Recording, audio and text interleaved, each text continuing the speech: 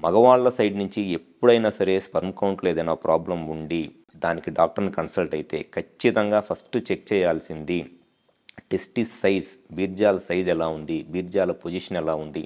ఆ టెస్టిస్‌లో లేదా బీర్జాలలో ఇన్ఫెక్షన్ గానీ, వారికోసిల్ గానీ ఏమైనా ఉన్నాయా అనేది ఖచ్చితంగా ఫిజికల్‌గా చెక్ చేయాలి డైరెక్ట్‌గా డాక్టరే.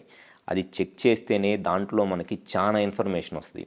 కానీ చాలామంది మగవాళ్ళు ఎప్పుడైతే వాళ్ళ వైఫ్ ట్రీట్మెంట్ చేపించుకునే లేడీ డాక్టర్ దగ్గర ఐవీఎఫ్ సెంటర్‌లో ట్రీట్మెంట్ చేపించుకుంటారో, వాళ్ళు జస్ట్ పేషెంట్ రాంగానే ఏదో రొటీన్‌గా బ్లడ్ టెస్ట్‌లు, లేకపోతే సెమెన్ అనాలిసిస్, లేకపోతే ఏదేదో స్కానింగ్‌లు, ఏదేదో టెస్టులు రాసి అనవసరంగా మీ టైమ్ అండ్ మనీని వేస్ట్ చేస్తున్నారు.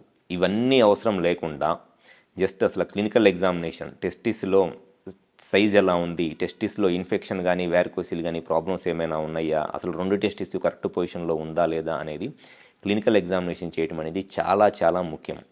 సో, మీకు అక్కడే అర్థమైపోయిద్ది. అసలు మిమ్మల్ని ట్రీట్మెంట్ చేస్తున్న డాక్టరు వాళ్ళకి నిజంగా మిమ్మల్ని ట్రీట్మెంట్ చేసేంత నాలెడ్జ్ ఉందా? లేదా? అనేది. అది ఫస్ట్ పాయింటు.